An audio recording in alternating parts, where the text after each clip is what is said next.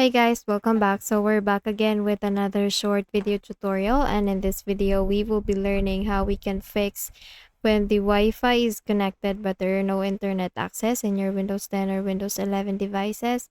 And so for that we will begin with running some command in the run window.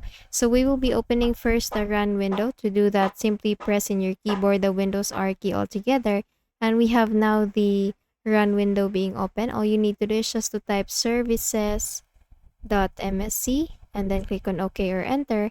And then we will be looking here the Wi-Fi direct services. So please select one service here and then type W in your keyboard, and then you will be brought to the W section. Here we need to look for Wi-Fi direct services. So scroll down a little bit, and then if you see the Wi-Fi direct services, please make sure that this is running and the startup type is set to automatic. So just click on the start button here. So since this is already running, we can click on the start button because it is already grayed out. So just please make sure that this is already running or the status is running. And once you have already checked this one, then we will be going with the next service, which is radio management. So with this being selected, please go to your keyboard and then type R or press R, and then we have now the radio management service. So the status is also running. That's why this this start button is already grayed out and we can't click on this one. So let's just leave that be, and then we will proceed with the network connections.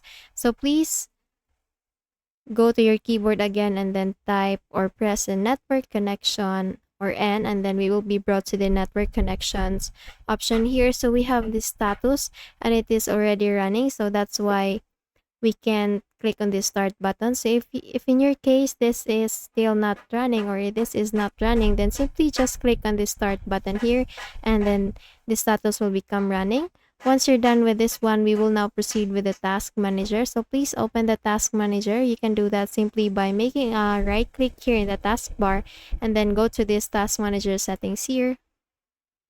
Once you click on that, let me just maximize this one. Once you click on that, we will have this run new task option at the top part. So please click on that, and then we have here the create new task window. All we need to do is just to click on this browse button and then go to the Windows, this one, Windows folder, and then go to System 32, and then we will be looking for CMD. So just search here cmd.exe, cmd.exe, and then so we have now the CMD. Please click on that and then click on open, and then just check this create this task with administrative privileges option. Click on OK, and once you're done doing that, you will get this black window coming up. All you need to do is just to type here the commands that I will show you. First command is netsh space winsock space reset, and then once done typing, just please click on enter, and then you have now successfully reset the Winsock catalog. The next thing is netsh space winsock space reset catalog. Again, it's netsh space winsock space reset catalog. Once done typing, just please click on enter, and then the next thing we need to type is netsh space int space ip space reset log dot txt. I'm sorry, let me just quickly go back. txt.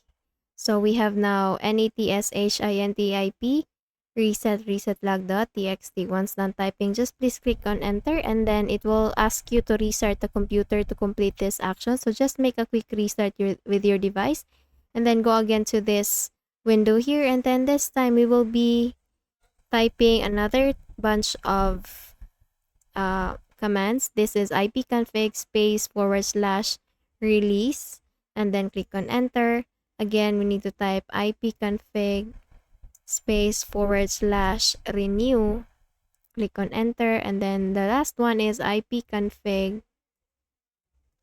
space forward slash flush DNS. Once you're done with this one, just click on enter and then type exit and then click on enter, and you will be exiting that window. And then next thing you need to do is to make a quick restart with your device.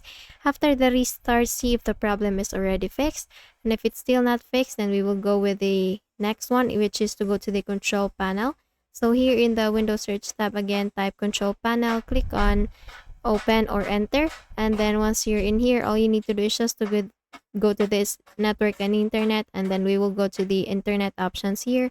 Once you click on this one, you will get another small window. So here all you need to do is just to go to the advanced tab, and we will look for the use options here. So just scroll down. We have here, you will be looking for use TLS 1.0, so please make sure that is selected, as well as use SSL 3.0 and this one, use TLS 1.3. Once you're done selecting all the use options here, just please click on apply, click on OK. And then once you're done with this one, go to the control panel again.